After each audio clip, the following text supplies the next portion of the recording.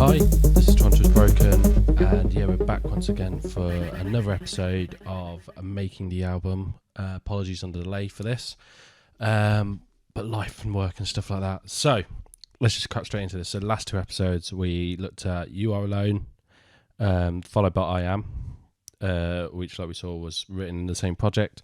This one is track 3, but technically kind of track 2, or the second project. And this is Remnants, which features Karina Ramage. And let me just play little snippets of it, just so you get a feel of it if you're not familiar with it.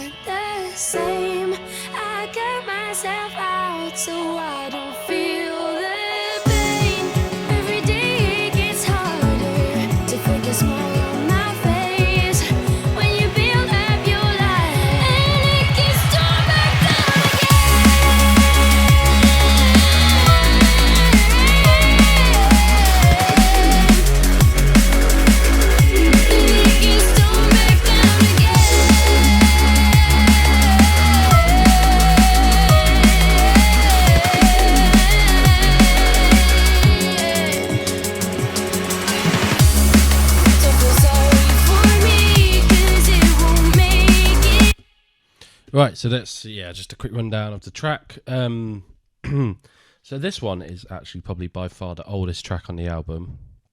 I started this project, went through many iterations, and started it. When did I start? Probably 2015. First started this track, maybe 2014, whilst working on the first album, and was in various forms. Took quite a while to get to like a decent instrumental I was happy with.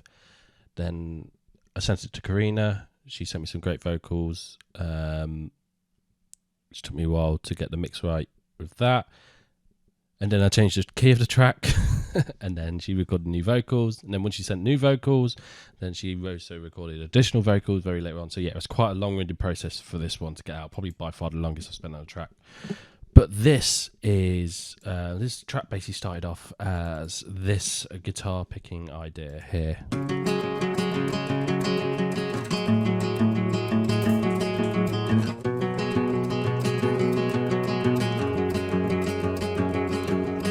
So yeah, I had this idea in my. I heard there was an Ed Sheeran and Rudimental track called Bloodstream that I listened to, and I loved the kind of picking that he did in there, the kind of acoustic riff, and I thought that would be wicked and to turn into like a dance floor D&B track, because it did have a D&B feel to it. Obviously with Rudimental being on it, but it was more kind of like acoustic, not like a dance floor club track.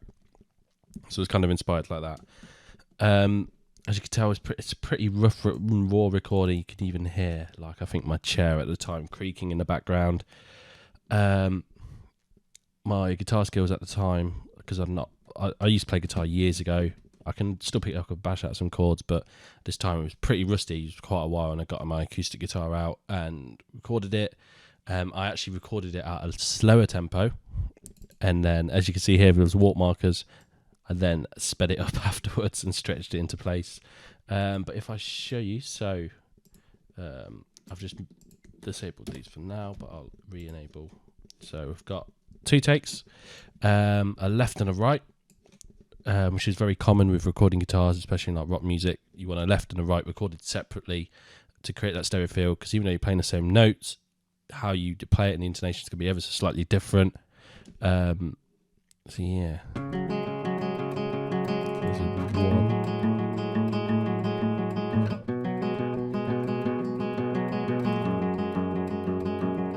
And here's the other one. That's the creak there, the chair creak. And then going through, it was processed here. So I had a sidechain for something, don't know what, but has me cue. This had this D82 Sonic Maximizer. I've had this for years, not exactly sure what it does. I just put the acoustic guitar preset on it, sounded great. So without and with, it brings it out a bit. A filter for automation later on. A limiter, transient shaper, which has disabled itself. Transient shaper has a habit of doing that. And then some reverb. I think the transient shaper would basically, I think I probably showed you this trick in the last video where you just boost the drive a tiny amount and it cuts a few dB off it, but doesn't appear any quieter. So yeah, that's basically where the track started, and I kind of already had an idea in my head of what I wanted the drums to be like, what I wanted the bass riff to be like. So yeah. So yeah, then I went on to the drums. Kind of get those down in drums and a bass line down as well. So you can tell, I can tell this is quite an odd project because I'm still using MIDI to program my drums in this one. I use audio now because I like to have the ability to rely on using the crossfades and fade in and out on the audio file to be very precise with it, as opposed to relying on the MIDI length and ADSR envelopes. So yeah, I prefer doing that now. I like, because you obviously then you can zoom in, have a look at what the waveform's doing. If you're layering stuff up, you can make sure they're in phase and whatnot. It's obviously a lot harder to do it when it's just a MIDI clip like this. So got a kick, same kick as what we used in I Am. And then we've got two snare layers. So this first one, like a 200 hertzy snare that I made by combining a couple of different snares in the past. Then another snare here, and then together. Yeah, so the second one's just high pass, just to give it a bit more extra character. Next, I would have layered in the cymbal break here, which is from probably made by something like Addictive Drums, an acoustic drum loop that I use in tons of my tracks. And then just some hi-hats, so just some shakers here, some hats. I quite like this little hat apes. It's from the Drum Sound Bassline Smith pack from years ago. But it just works really well, just giving in some extra rhythm. It masks quite nicely with the kick and the snare. It's not too overbearing, but really kind of comes through in the hits in between. Is what I like. And then we've got some breaks layered in. So some shuffles. It's just various breaks cut up. And then this one here. It's more kind of layered on top. So we've got a kick and a snare with this.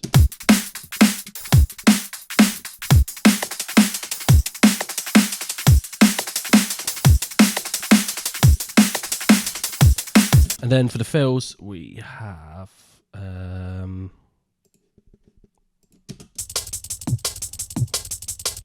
this old school kind of, well, you've all heard that break before. And then finally, just a little tom fill to lead into the next section.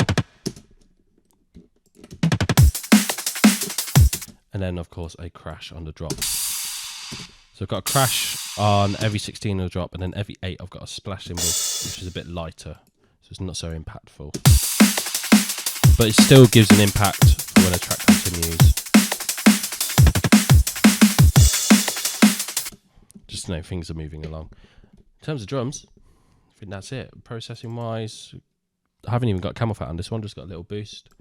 Hats side chained, nothing on that. Bit of auto pan on this. What is this? It's literally, it's just panning it left and right just to help it sit. So when you're mixing stuff down, trying to get things in the mix, try maybe putting some auto pan out or panning things slightly left and right. And it just helps it kind of stand out a bit more. And it's not all fighting for that space down the centre. Nothing on this break. But then again, this is kind of filling the gaps in between the kicks and the snares. There will be, as you can see, There's a little auto fade, so there's no clicks or pops. But yeah, it's there to fill in the gaps in between. There wasn't any low rumbling or anything, so yeah, I wasn't too worried. And then a break here, some EQ, de-essing. It just kind of tames the hats a bit.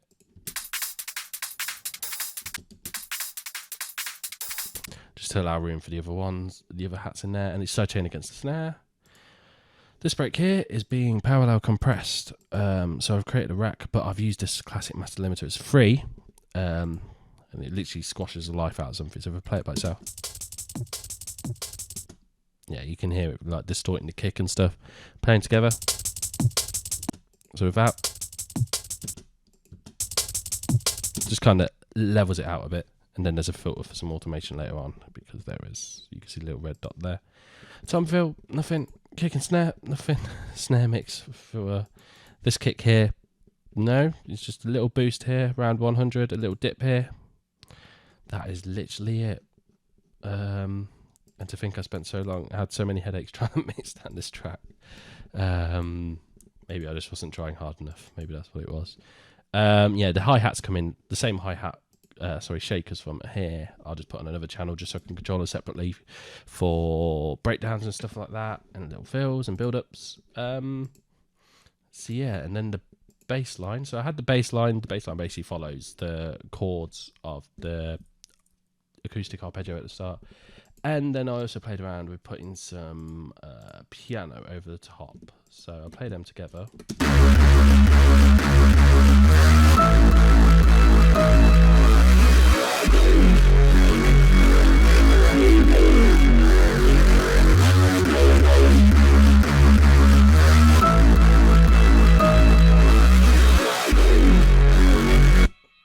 So yeah, this go through the piano first because that'll be a bit quicker. It is a patch from when Alchemy, which is made by Camel Audio.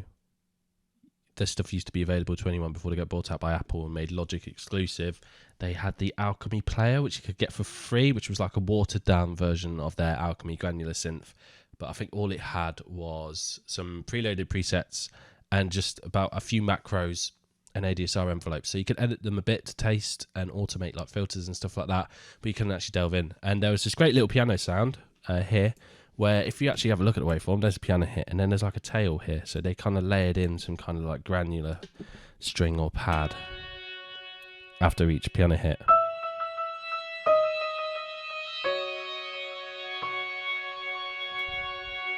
It's just worked great.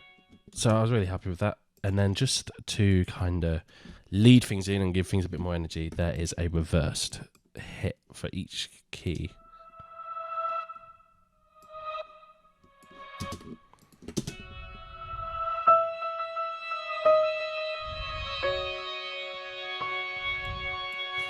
And yeah, this is flattened down to audio, as you can see. You can see what it used to be.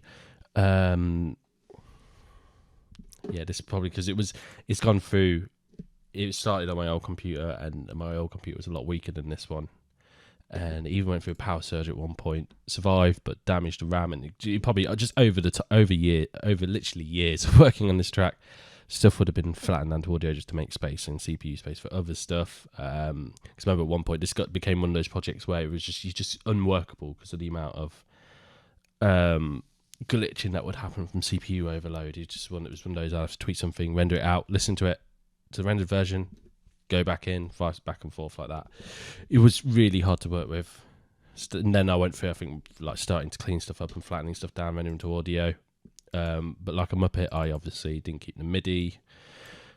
So yeah, and then there's also these, whilst we're on the subject of piano, just some piano chords here just for the breakdown.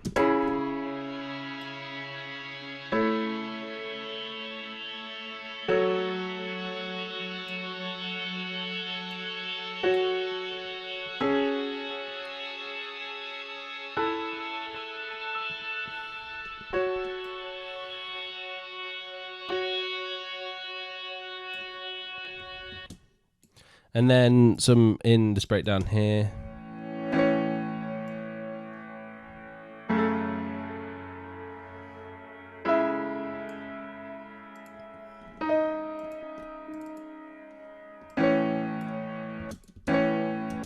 So, then going on to the bass line. So this is when I first kind of started this, there was this trick I used where you would make stuff mainly based from a sine wave, I believe. No, not this one. But yeah, it's very typical of my kind of sounds, using a lot of heavy distortion. And yeah, so and using like the band reject filters and stuff like that. So it's a very Reese kind of sound. There's a bit of detuning going on here. The voicing is on mono.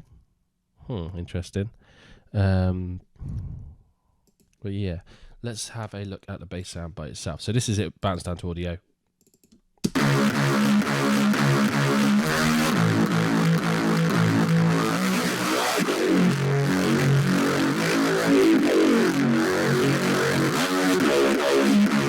And then I've thankfully kept this one.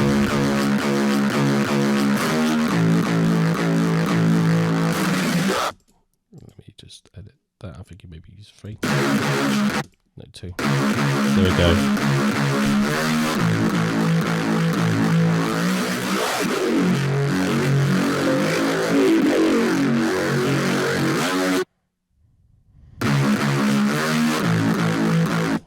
So yeah, the track was originally in F minor, but then I adjusted the key to F sharp minor. It's more C minor going up to C sharp minor.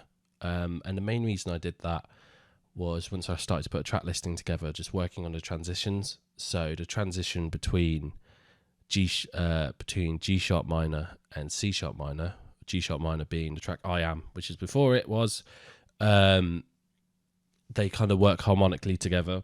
But if I try to work out how to melodically transition from G sharp minor to C minor, I think it's a distance of a sixth, which isn't very, it's going to be a pain to work with, basically. It's very difficult. So whilst this one was a lot easier, to work with. So that's one of the reasons as well why I kind of changed the key. So there's a lot of processing on this bass. So if I turn everything off,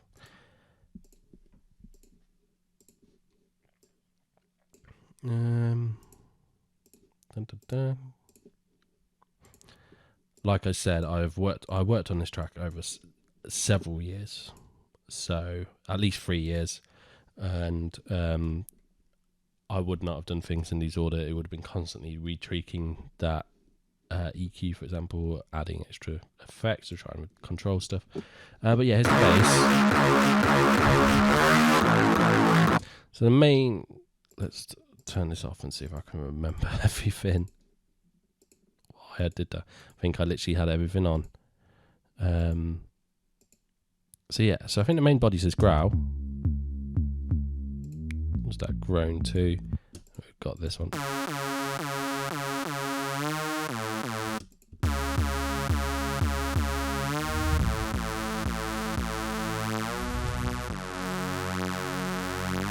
Yeah, so you get that racy quality from the square to saw wave. This groan 2 waveform is being phase modulated by this modulation oscillator here. It's basically FMing it, and it's slightly detuned as well.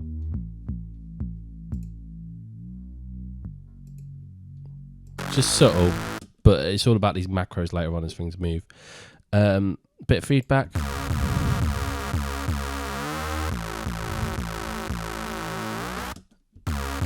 And as you could hear, if you got headphones on, that at certain points it automates for this part, the stereo width to open up at certain notes for accents and fills. Got a band pass. What's this doing? It's band passing.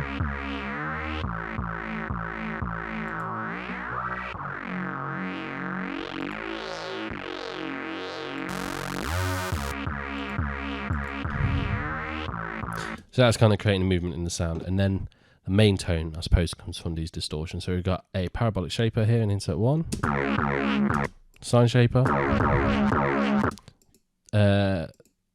teletube, That's probably where the main body comes from, and a bit of chorus. And I think that's everything back on that needs to be on. As you can see, there's a lot of LFOs going on that are being automated by macros for stuff to go on throughout the track. Yeah, doing all various different things. It's all just about messing around with things. Got a snare sidechain and a filter sidechain here, which is going against a channel called SC, which probably used to be the sidechain channel, but now just turns into it's like a ghost trigger because it's not being sent out anywhere, sends only, which is doing that cool kind of filter sweep. Which will happen here, the wow kind of part, which I quite like doing in this, and it worked really well with the drum fill going on in the background as well. Camel fat for some more distortion, say it. Then we have an EQ. So this is quite a distorted kind of guitar quality, kind of tone, feel, kind of timbre to the sound. I wanted a kind of like rockier edge to this one, and there's a lot more guitars that come in later on that might not be so obvious, but there's quite a lot of layers of electric guitar later on.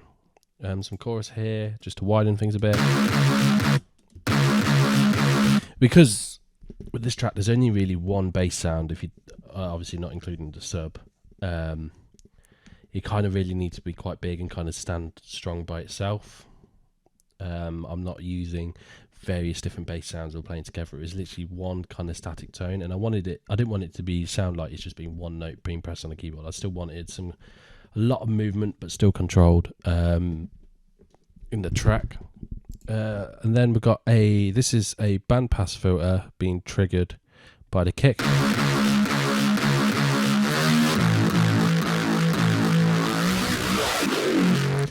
So yeah, you can more hear it when it's not on, if that makes sense. Can't really notice it working when it is on, but if you take it off, it's one of those. Stereo expander, and as you can see, I'm automating it here to kind of widen and close it as the track goes on.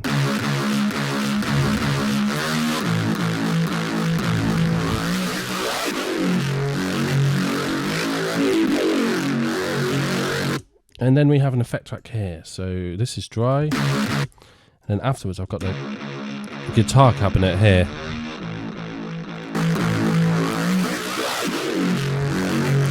Just as extra character, I suppose. Just extra tones to layer in. Stereo expander again. Is this the one that's being automated? No, it's the other one. So what's this one doing?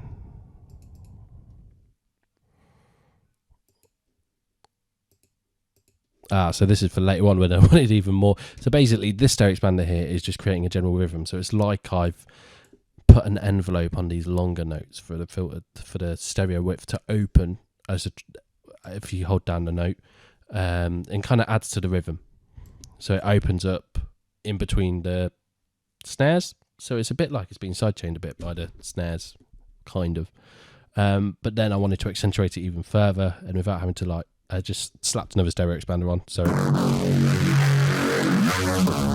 yeah, so we got really wide. And then finally a reverb, which is, I think, probably just for the end of the track. Oh no, these fills here. So I do like to do this sometimes with basses. Not so much now, but I did back then, where at the end of like a section, like 16 bars, the bass would kind of reverb out, come wide, and then slam back in again.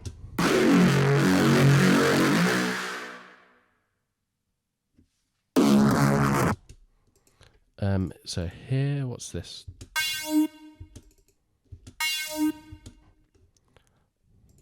Oh, Massive, why have you done this? Right, it looks like Massive has reset itself. Maybe if I load this, it's a bit better. So yeah, it was basically the kind of bass sound here, and it is being filtered here. What's it doing? But yeah, these are like little fills to go into the bass line here, just to kind of does the high pass down with a high resonance.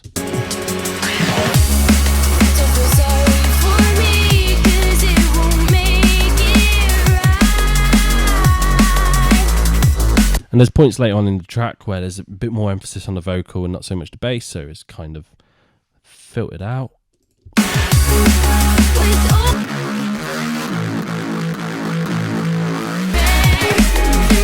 And just moving around.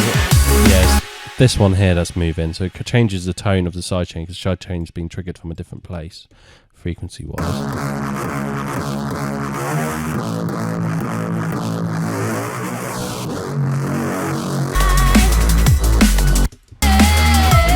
Yeah, so there's a lot different kind of tone between the two.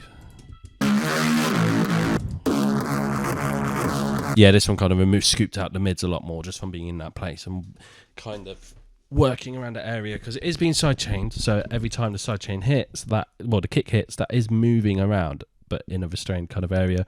It's just moving around up here as opposed to down here. So it kind of low passes a bit, make space for the vocals and kind of takes it back into mixing more because the bass is no longer the main center of attention at this point. It's about the vocals doing their thing.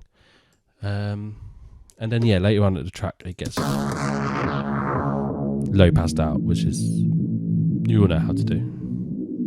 But that's mainly because of these pianos coming in here afterwards. So for the last section I wanted to kind of just straight up piano chords playing.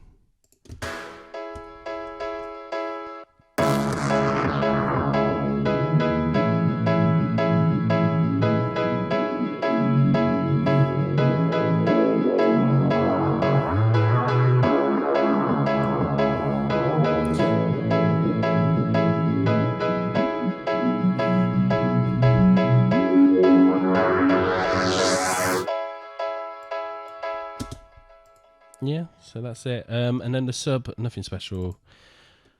This has been flattened down to audio. Normally I never have to do that with my subs, but yeah, I think I maybe must have been desperate trying to manage my CPU.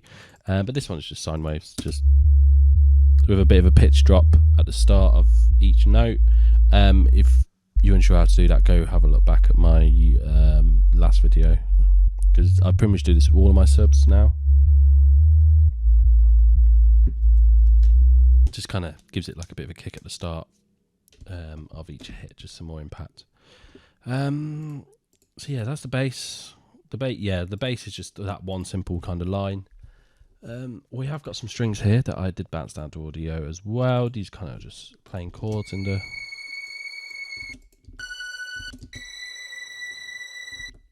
Yeah, so let me play this in context with the vocals maybe. Don't feel sorry for me, 'cause it won't make it right.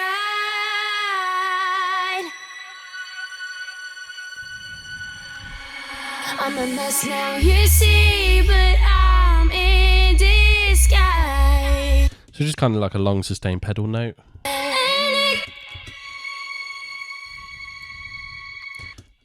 Over here at the end. Yeah, more chords, kind of.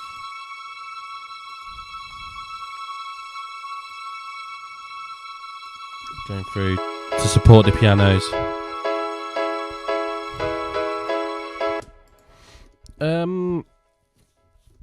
Yeah, so what's next? What's this channel? Okay, so let's have a look at all the guitars now. So there are various different guitar edits. So like I showed you the acoustic one, we've got this guitar effects channel, which I think is just one of the guitar takes I took, and we have a ton of effects on.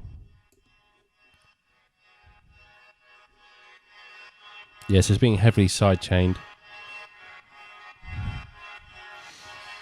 Lots of reverb on, EQ.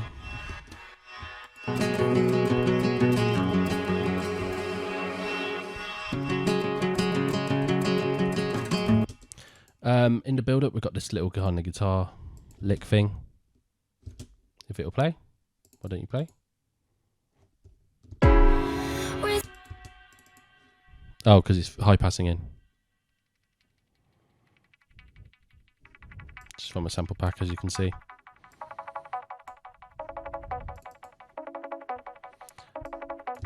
Just worked. And then here we have this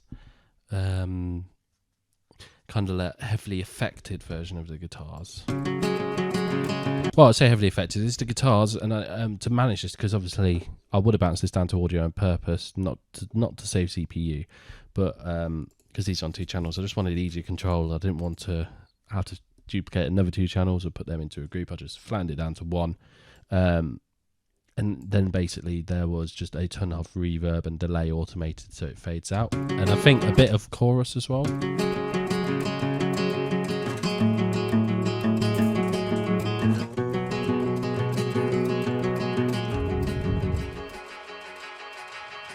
Yeah, as you can hear there, just to kind of go into the drop. So if I go,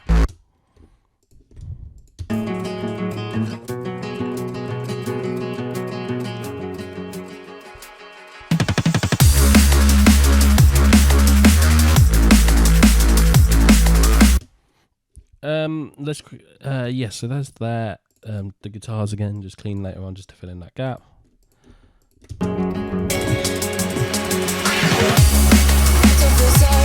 Once this was down to audio, though, it was pretty good, pretty easy to kind of play with the tails and stuff and create things. So yeah, that's a benefit of going down to audio. With stuff like reverb tails and stuff like that, you can make use of them and turn them into like transition effects or impacts. Right, the electric guitar. So this is where I recorded them all into, and then I would have save CPU later on. I flattened it down, so mixed it down, and then rendered it as 1 channel, or recorded it down. I put it down just so it's easier to kind of manage. So let's play this here. So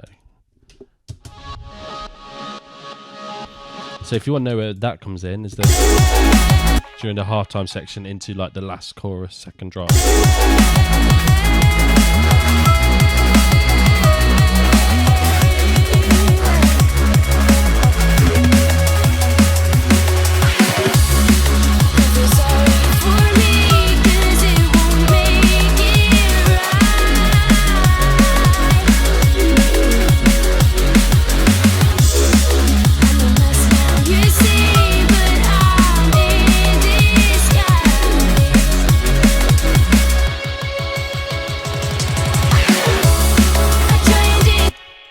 Okay, so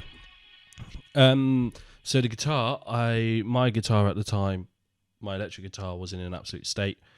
So my friend Ash lent me one of his, and he also works in a guitar shop, and he also refurbished my guitar, which was like quite a while after I did this. And this was about the same time I recorded guitars for like trying to find a home and just kind of getting back into guitar playing. So I kind of wanted to include some more kind of guitars in my album.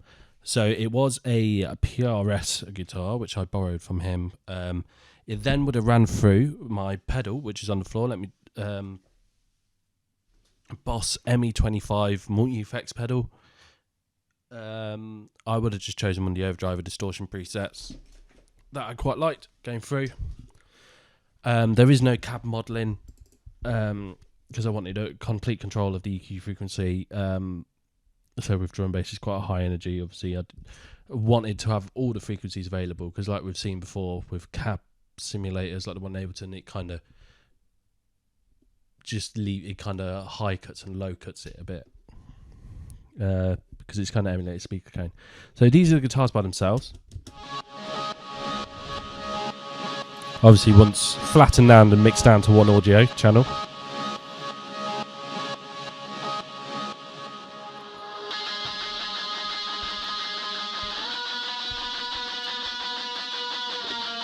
I'll just put the sub in for context, so if you got your headphones.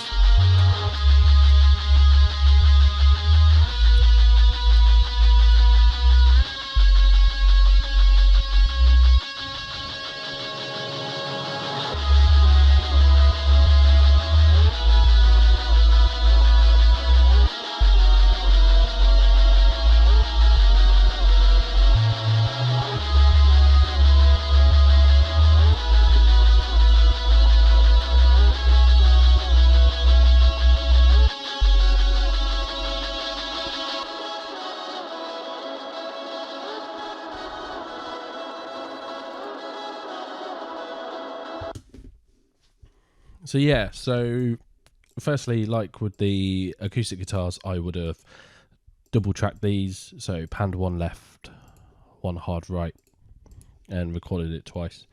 So first off, we've got this kind of like octave kind of lead line that goes over the chords. If I play, there we go.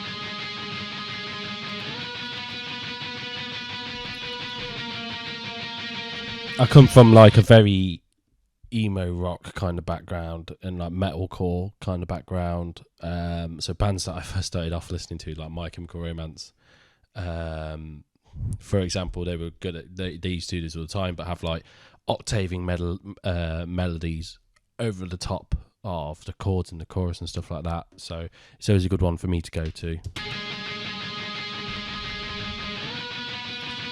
And like bands like Paramore, Alexis on Fire, Medina Lake, maybe. So they're kind of creating like a second layer of chords over the top of the sub and the bass, which I think just plays through twice.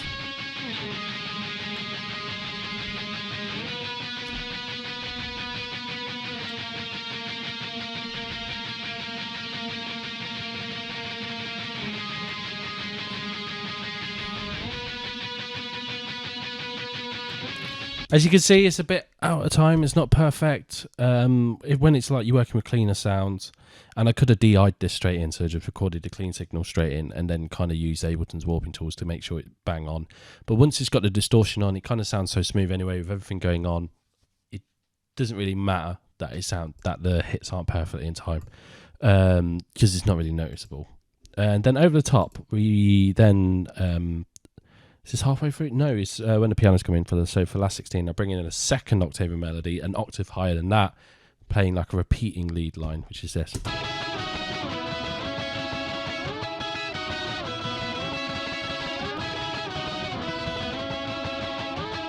So together we would have.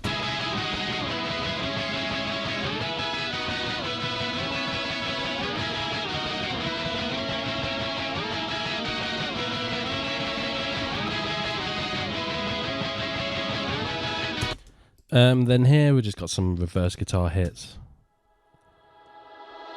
So that looks like I took the first snippet of this, reversed it, slammed a load of reverb on, flattened it, and then cut out the tail, stuck it in. And here is just a kind of chord hit that kind of fades in. It's very easy to do. You got this little arpeggio melody here.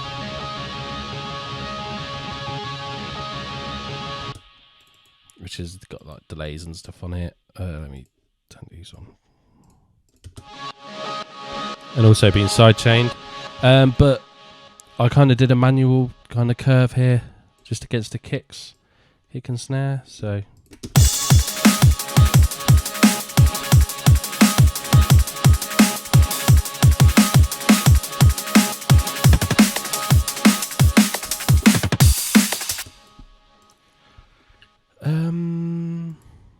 That's up there, and then yep, and then I will show you this. This didn't make the cut here, the final cut, but there were originally some kind of like power chord movement going on as well. That was quite choppy and chopped up for the second half of the halftime section.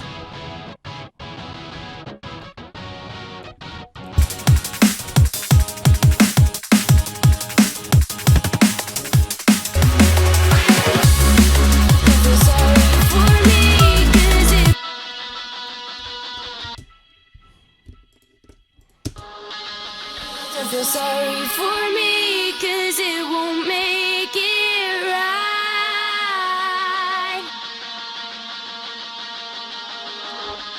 I'm a mess now, you see, but I'm in disguise.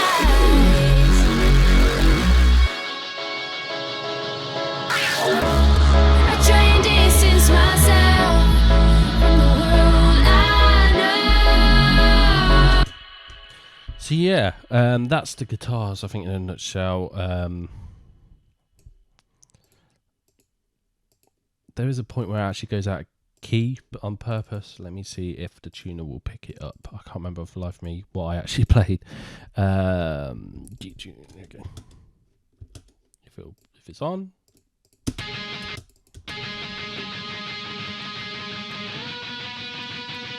Let me put it on one channel here. Let's see.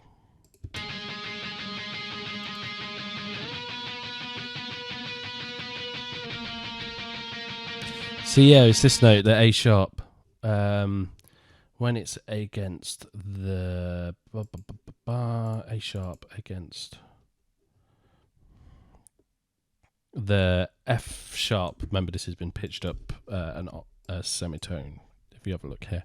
So yeah, A sharp and F sharp actually creates a minor chord, and like in the kind of music background that I come from, like metalcore and like emo-y kind of rock stuff, but predominantly maybe kind of like Linkin Park. They used to do this a lot. They use it in their track Crawling, where the root chord of the key, so the first, so this track's in F sharp minor, and so chord 1, the root chord would be F sharp minor, actually turning it into a major chord. So to do this in Crawling, where it's in C sharp minor, but the first chord is actually a C sharp major, and then turns into, and then that major note, so it would be the F, drops down to an E to kind of create that kind of a cool kind of effect, which I do like doing sometimes.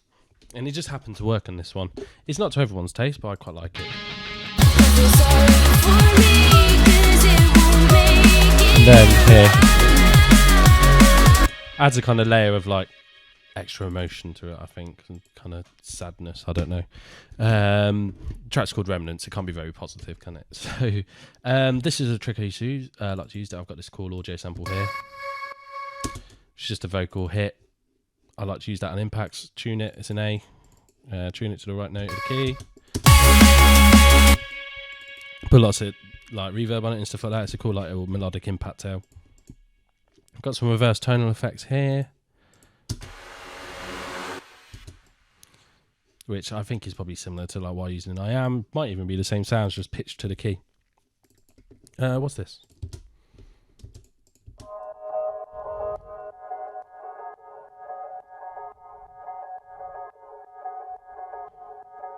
Trying to remember what that is. I have a feeling that might be the guitar, the acoustic guitar that I have then processed with some like bandpass EQ LFO, filter LFO, and kind of created this kind of choppy kind of rhythm, and just works as a good kind of texture layer. Here, what's this?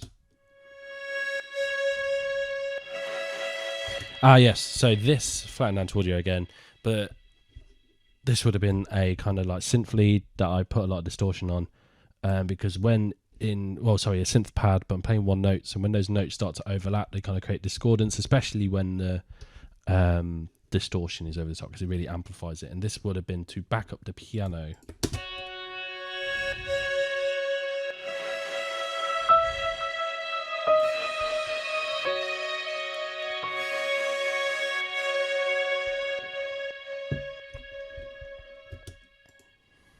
Yeah. So apart from the vocals, I think that's pretty much it. Go through the various like white noise rises and impacts and stuff, but it's not going to be anything special. Effects here. No, just some rises that have been sidechained.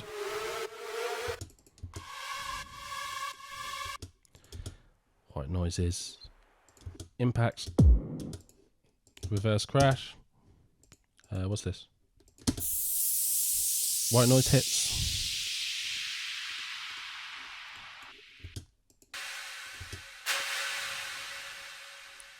Little white noise hit here. Oh, that's a clap. Yeah, so let's talk about the vocals now. I know where this is from. It's actually from a Rose piano, not a pad. This pad, sorry, there we go back to this story. I put distortion over it, and the kind of when the notes start to overlap, it really kind of is emphasized by the distortion. I quite like that effect when used properly. So we've got the vocals here, and as you'll see, we've got a mid vocal. So these will be all the main leads that go down the middle. Then we've got the sides, which is like the left and right. These would mainly be harmonies or kind of ad libs or accents, just to emphasize certain notes. So yeah, the main vocals, what I would have done, because of probably the amount of vocals she sent me, treated this in a separate project, did a rough mix down, grouped them together, brought them over, So yeah, one thing I had to do I didn't have to, but decided to do towards the end of writing the album was basically go and get loads of extra vocals recorded. This was a tip from Future Bound, especially because they have a lot of vocal D&B tunes, and something that's quite popular in like modern pop kind of production is that when you listen to a vocal line, you're not actually listening to just one. You may be listening to a stack of like 4 or 5 that have been layered together, and they're all singing the same line. They're not harmonies. They're all trying to recreate the other performances as good as possible, but when it's stacked together, it creates a really kind of nice thick sound. It gives you the ability to pan some of them left and right and create stereo width. But they're all trying to recreate. They're not trying to sound different. They're all trying to reinforce the other and kind of re-sing the exact same. But obviously, you're never going to get exactly right. So that's where you get that width and that thickness from. Because otherwise, in theory, I could just duplicate this 4 times. But then I'm just going to end up with it being 4 times louder. And when I start panning it left and right, it's not going to do anything because there's no difference in the left and right signals at all. So it's still going to appear mono. So here's the main vocal. I try and distance myself from the world I know.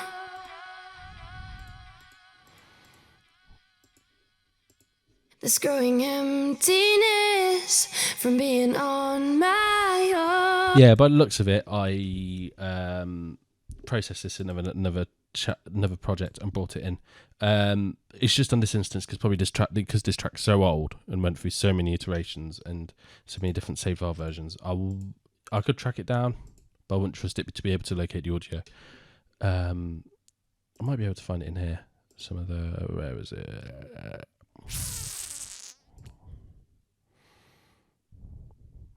Try and distance myself. Yeah, so that's it by itself. I try and distance myself. Face when you build up your.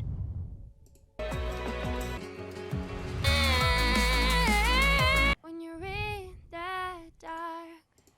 Yeah, so you can see all these that she When you sent build me. up your life and it gets torn back down again. I cut myself off. It doesn't seem fair. Where is it? There it is. So yeah, all the different harmony layers and stuff. I would have arranged them in another project, otherwise you just would have got silly. However, this is just the first vocal track of many from the album where I would use this process. So make sure you carry on following along the series. Next track is Nothingness Lasts Forever, and I looked at that project recently, and there was a lot of vocal processing on that, so I can have a proper rundown on that. But yeah, we've got the main vocals here. We've got harmony underneath, some additional harmonies just to emphasise some bits. From the world I know. So if you listen to this, I know. yeah, it's very clear. It's more than one harmony. She's kind of creating a chord. On my own. And it gets torn back down again. And it gets torn back down again.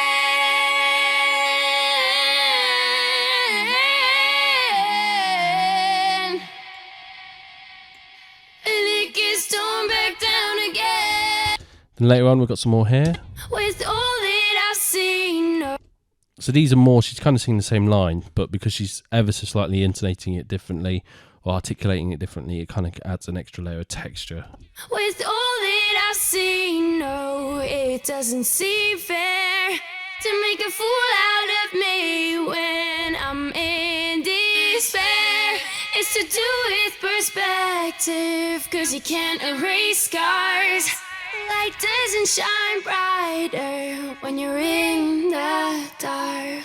My soul is broken, in need of it. So yeah, you can hear these kind of harmonies are quite drastically different. It doesn't seem fair. And I'm in this. Sorry. I'm in despair. You can't erase scars when you're in the dark. And I think there's even more harmonies down here as well. So these are the side ones. These would have been panned left and right. It doesn't seem fair. So this is like a lower harmony. I'm in despair. Oh, so these have been auto-tuned quite drastically.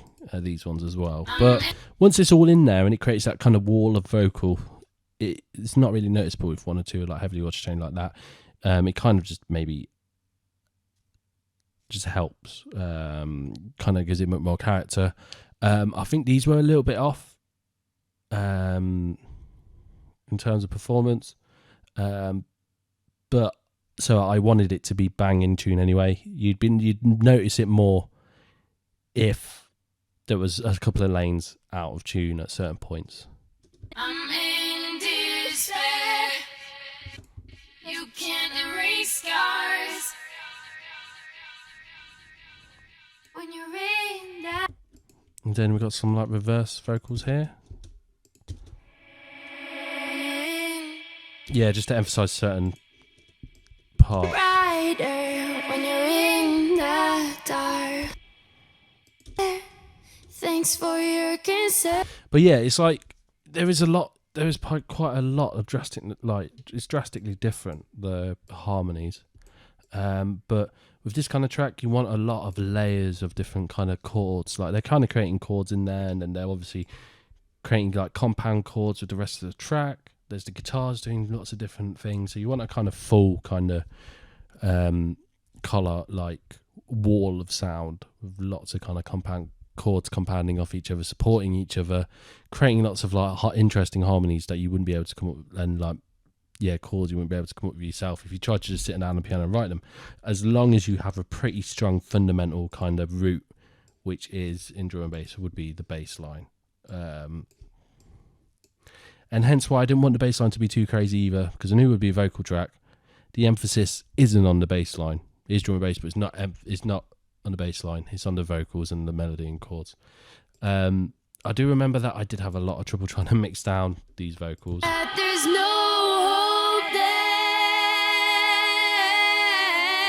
There's no. Especially with those proper belting loud notes and the sustained ones. It's just literally the way I had to get around it was just by limiting the hell out of it and really controlling it and kind of subduing it.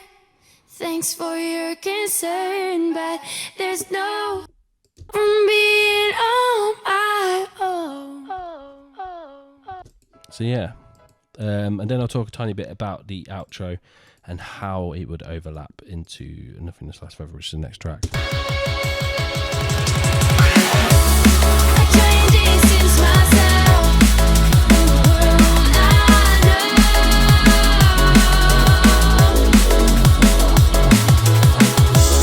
It's growing emptiness from being on my own. From being on my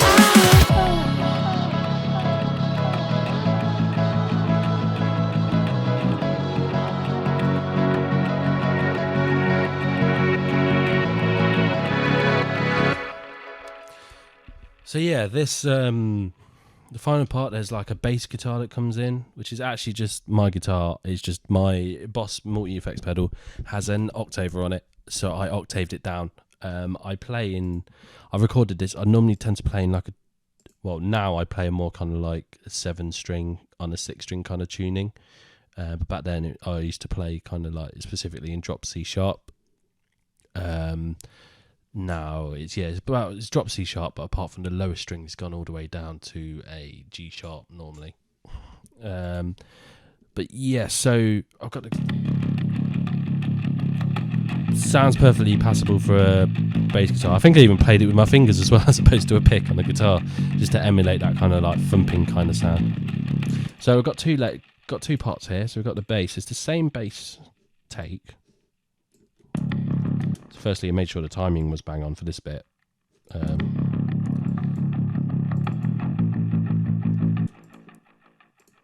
So there's a bit of delay and stuff from the sends.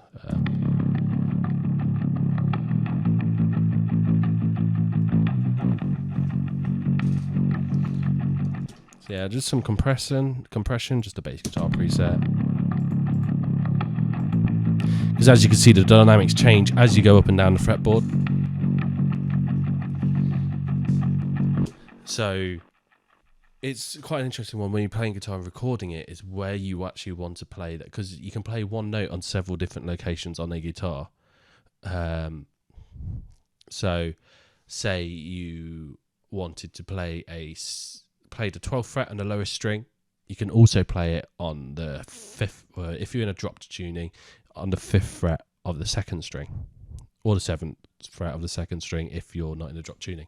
The higher you go up the fretboard, the more likely you are to go out of tune. The intonation goes out. But also it creates a kind of like a bassier kind of feel. It gives it a lot more weight. Whilst if you played that same note on the next string, it's a bit more in tune, but it sounds thinner. If that makes sense. So that's an interesting thing to deal with when you're playing guitar and recording guitar, is how you actually want to play it. It might be easier to play it in one way, but whether that's the sound you want is something different. Some reverb here, which is being automated out for later on, and then an auto pan, which is again just emphasising just a little bit of auto pan. It's more doing a tremolo effect, a saw down, a ramp down, but on every eighth, every quaver. So just to emphasise that rhythm, just tighten things up a bit. And afterwards, we've got layer on top, which is your distorted layer.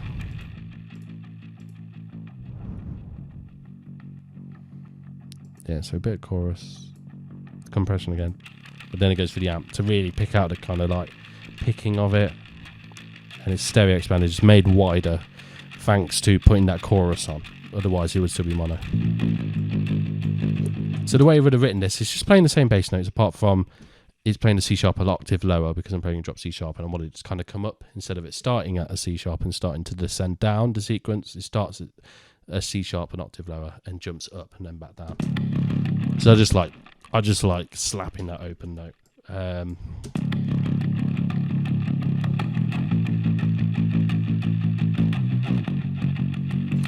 So yeah, you can actually hear that I stayed on the same string. So I would have went from open, from 0 to fret 8.